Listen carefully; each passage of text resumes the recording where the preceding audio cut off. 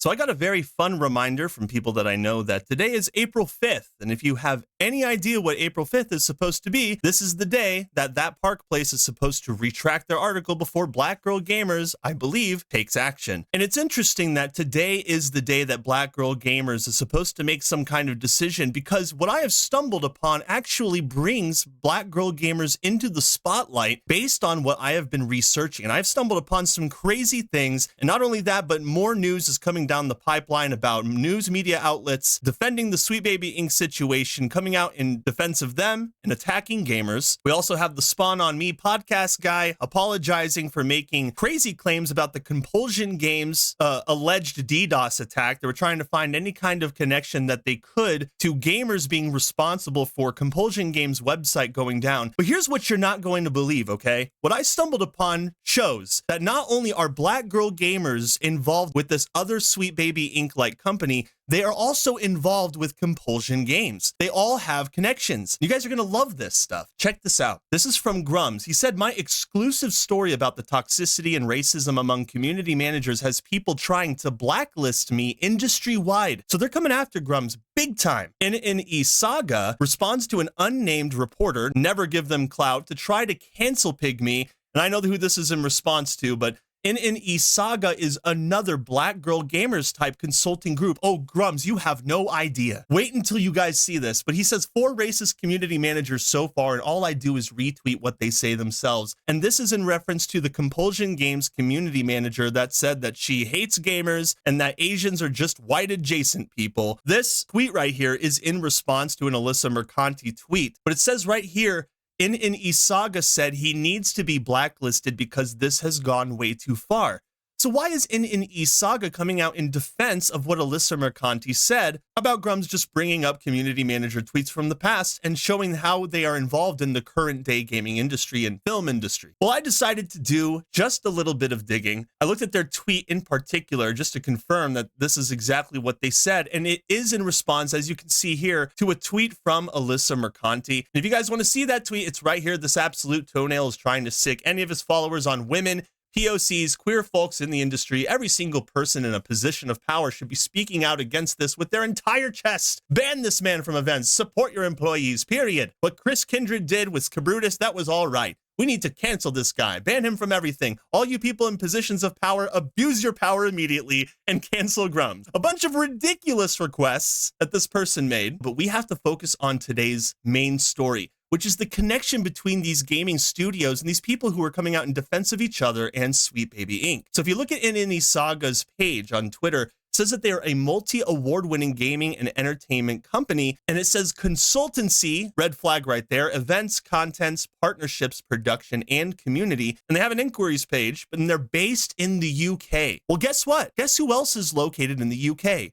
Black Girl Gamers. Like, well, Dread, that's not really a connection. You said that last time about Sweet Baby Inc. and Ubisoft Montreal and people who work there that are defending Sweet Baby. Well, it's not just the location that is so interesting to me. I actually went to their website to see what they are about. This is the same thing that I did for Black Girl Gamers, and it says the impact is here. nnesaga is an award-winning and leading premium gaming, lifestyle, media, and organization built at the intersection of the culture and community. But to be honest with you, this website is even less transparent than Black Girl Gamers, and that site apparently scrubbed a bunch of information and have been trying to lie about what they have on their website. But they have several tabs that you can explore here. They have the home, contact, about, services, events, and clients. I even checked out their channels that are on the right and under the follow us tab, and I found some very fascinating things. Well, first off, I checked what they are about. It said how nnesaga started. They were founded in 2015 by Stephanie Ijoma. There was a dire need for change in the games and entertainment space. Our fundamental values ensure that we prioritize diversity, inclusion, representation, and equity in the pillars we dominate, whilst continuing to create safe spaces and shifting the narratives. That's exactly what these people do. They shift the narratives in video games, and they always seem to shift it against a specific demographic. Wouldn't you say? nnesaga is an influential force that has created impact beyond gaming and more across many verticals. So I can see why people would see this and go, cringe. There's more. When you go to their team, there are no items found. I'm trying to see who is involved with this website and their organization. They don't even have that here. And I was wondering if maybe they scrubbed that information from their site or if it's something that they just failed to include. Either way, I decided to dig just a little bit further. So their services, and nnesaga is a global and impactful company leading in gaming, lifestyle, sport, tech, and entertainment. When you click on their team, you won't be able to see who is there. I mean, you see a picture here with a bunch of people at an event, and it does say that they have 35 plus events, 14 plus team members, 9 plus years going. I could have sworn that said 8 years the last time I looked, but apparently it's 9 plus years now. Content creation in nnesaga holds no bounds when it comes to curating unique and exciting content that reflects the culture. We allow the balance of creativity and relativism to diverse audiences. Of course, whether it is original in-house production, client-focused content, or more, gaming, blah, blah, blah, Europe's first female-led basketball podcast, blah, blah, blah. This is what they do.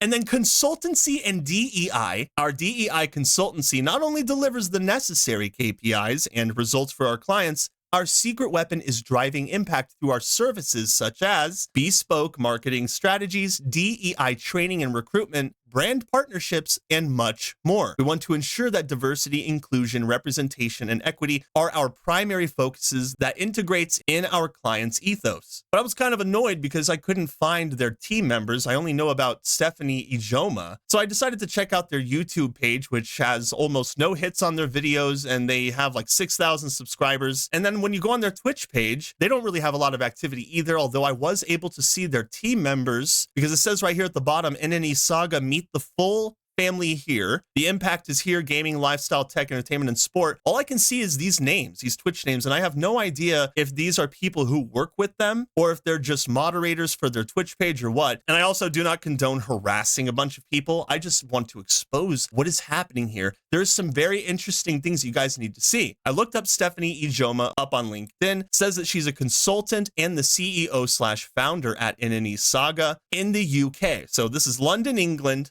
This is where they are located. But if you guys know me, you know that I love to dig into this stuff and see if I can find more information. And I did. I actually did. I found some crazy connections. nnesaga founder and CEO Stephanie Ijoma on the gaming industry and working with EE. This is from Cork, and it was a very short article, but it led me to something interesting. Check out this quote. Our focus at nnesaga is to champion and fight for the little guys, the minorities, and marginalized people within the space. Stephanie Ijoma, founder and CEO of award-winning gaming and entertainment company nnesaga, told Cork. I dug a little further. And guess what I found? An article from BuzzFeed, and this was from February 27th, 2022. Gaming doesn't have to be toxic, and these Black women are making sure of it. It says, with the gaming industry bigger than ever and the rise of content creators, we're seeing more Black women in video games than ever before. But even before the era of Twitch, industry veterans have been trailblazing in every field from art direction to product management. These are just a few of the Black women who are diversifying gaming and making the space inclusive to all. It's like, oh, so it's just going to be a list of Black women in gaming. No, it's not just a list of Black women in gaming. This is the article that makes so many connections that I feel that so many people have overlooked. And not only that, but this also reveals other DEI consultancy agencies or gaming companies that are centered around diversity and inclusion. For example, Tanya DePass, content creator, founder, and director of I Need Diverse Games. Tanya DePass and Stacey Abrams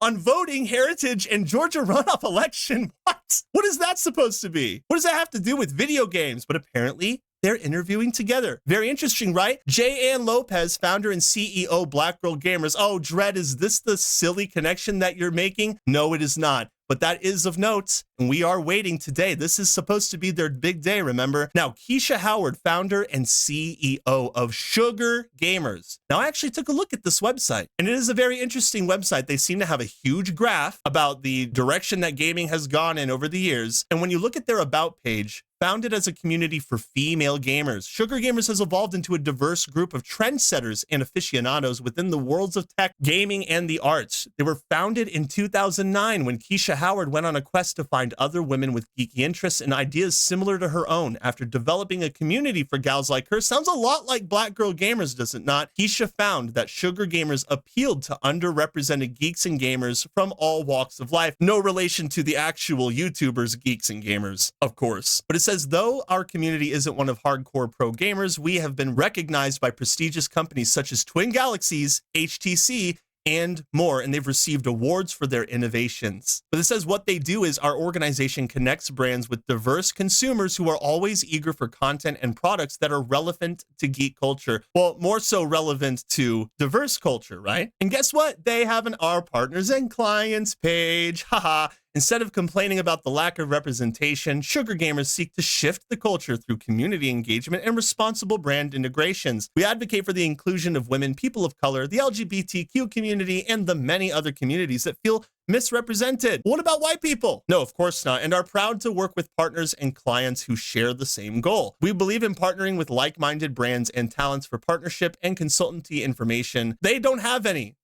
Apparently, it doesn't show any of the partners and clients that they work with. I mean, it does say who they are and what they do, and it's not just Sugar Gamers that are out there. That is something that people need to know about, because I can almost guarantee you're going to be able to find one project at least that they are involved with. But there's more. Latoya Peterson, writer, co-founder, CXO, technology director, Glow Up Games. Well, who is this obscure lady, and what does she have to do with any of this? Here, Latoya Peterson is a writer that has been published on sites like Kotaku and the New York Times. Her commentary on culture, games, and technology have earned her multiple awards and a seat at the judges table for the Museum of Play's World Video Game Hall of Fame. But guess what? She's the current CXO of Glow Up Games, an R&D studio that focuses on AR, VR, and mobile games. They most recently partnered with HBO to make a game for Issa Rae's show Insecure. This is like a treasure trove of information. So much so that I ask you guys to check this out so that you can be more informed on what is going on here. But there's even more. Amira Virgil, who is a content creator community and project manager, DNI consultant, founder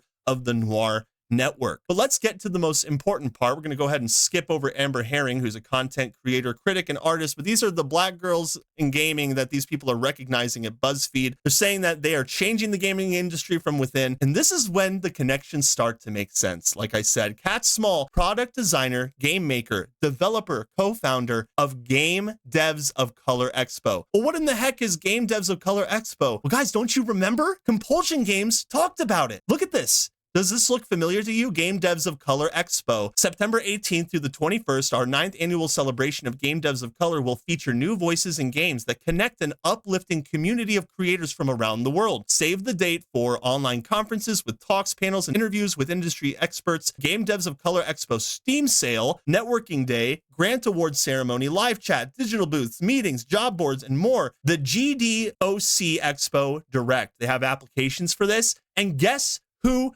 retweeted this? Compulsion Games. So this is something that Compulsion Games is going to be attending, and this is also one of the posts that Compulsion Games are retweeting, among other things, while trying to avoid accountability for their community manager who has gone protected after saying a bunch of racist things, both about Asian people and then horrible things about gamers. The person that you cannot even get into contact with, but this is the kind of thing that Compulsion Games is giving attention to. These black girl gamers all seem to have the same mindset. These diversity hires in these positions of community managers, etc., they all seem to be leaning towards the same type of events, the same type of defense, and the same type of attacks against the same exact type of people. And when you confront them, they go into hiding. And it says right here, Kat Small co-founded the Game Devs of Color Expo, an event that showcases games created by developers of color and holds networking sessions. This allows everyone from indie developers to industry professionals to get together and promote their work. The expo has worked with the likes of Xbox, Nintendo, and Niantic. The 6th annual Game Devs of Color Expo is set for September 15th to 18th if you want to join. So there's the connection with Xbox, Game Devs of Color, and Compulsion Games. Additionally, Small has created her own game, Sweetheart, and sent you. Check out her TEDx talk, Changing the Face of Game Development, below. And we're not going to check out this video, but we will move on because there's more information before we get to the meat and potatoes of this entire video. Momo Pixel, game designer, musician, art director, advertiser, writer, equity and gaming with Momo Pixel. There,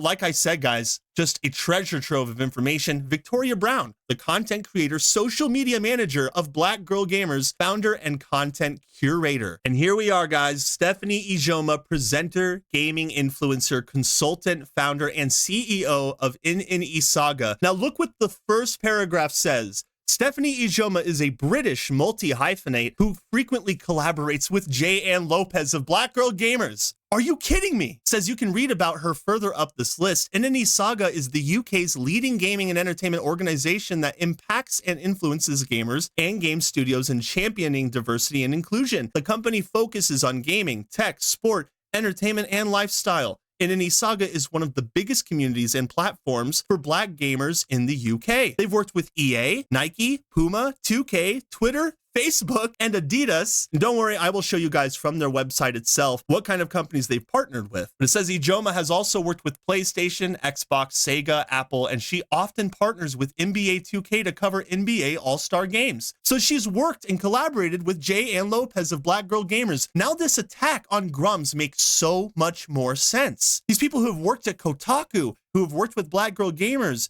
who have gone to these expos, the same ones that Compulsion Games community managers love to retweet. These people are all attending the same thing, attacking the same people, and are defending Sweet Baby Inc. defenders. It's no wonder that their Twitter account came out against Grums because, of course, Grums is reporting on the Black Girl Gamers nonsense. It makes perfect sense now. And there are more women in here that they talk about. Mary Udofia, content creator, stream, and content manager at Black Girl Gamers. What is it with all these managers?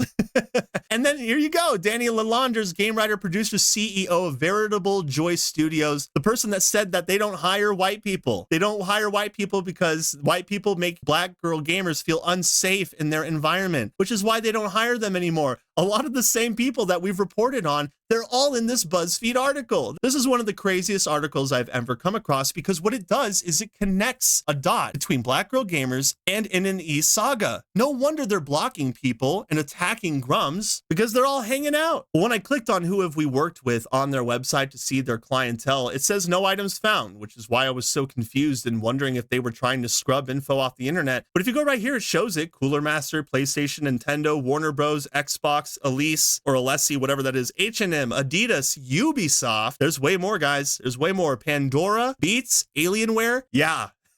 Bethesda, EA, Facebook, big surprise. And they also do not have any upcoming events, although on their Facebook, they did try to honor Akira Toriyama, which is so funny that they honor him and what he's done, because when it comes to other Asian men like Grums, they have no problem slamming on that guy and attacking him for simply reporting on factual information. But this is exactly what Sweet Baby Inc. and Black Girl Gamers defenders do, and Kotaku and Verge writers and Spawn on Me podcast hosts. You know, they easily believe a lie without doing any kind of research on their own, and then they make up a bunch of stuff, which is probably why the Spawn on Me guy who had Alyssa Mercanti, Chris Kindred, and Ash Parrish in his stream talking about how awful gamers are, is apologizing now because he wrongfully assumed, thanks to Alyssa Mercanti, the Kotaku writer, that Compulsion Games was under a DDoS attack by a bunch of gamers. And I had actually tweeted about this yesterday because when I saw the thing that he had said and responded in reference to Compulsion Games' attack, he said, looks like folks are DDoSing Compulsion sites. So whack, I feel for that team. They are sweethearts too. Now this is in response to that tweet from Alyssa Mercanti that called Grums an absolute toenail. When someone confronted him on it, he said, nope, that was an assumption due to the targeted harassment we are seeing. He says, I personally wasn't able to access the site for at least 10 minutes or so after the last set of tweets about the company. I'm totally fine with being wrong and good on you for checking on it. Yeah, so being offline for 10 minutes, that means it's being DDoSed by white male gamers or just gamers in general who want Compulsion Games to fail. And this is the kind of absurdity that they talk about all day and night, while people on the other side are just doing factual research and just posting what is on these people's websites. I guess it's no surprise that now the mainstream media is coming out and saying the truth about DEI is that although it's well-intentioned, it's mostly garbage. And this is coming from Charlemagne the God, guy who's usually on the left side of the issue, or at least he would be the kind of person who may or may not side with DEI in this situation. But even the mainstream and Elon Musk are coming out against this stuff, saying that DEI is a poison,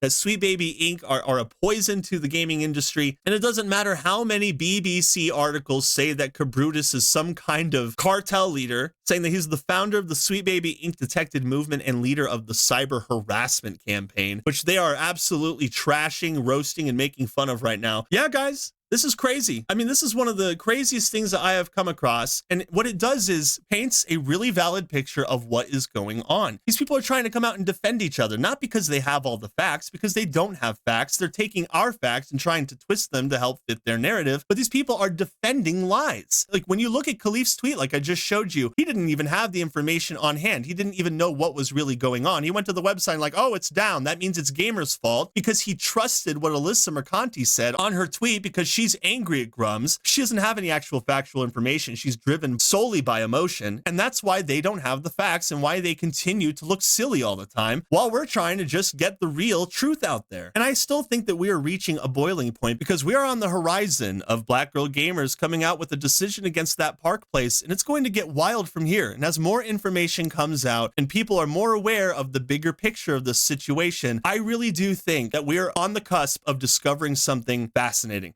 And that is all I've got for you guys today. I hope you guys enjoyed this video. If you haven't had the chance to like it and share it with your friends, that would be awesome. And hey, if you're feeling ultra spicy, consider subscribing to my channel so that you're always up to date on what kind of thing I've got going on. I look forward to seeing you all in the next one. Later. Meow, meow.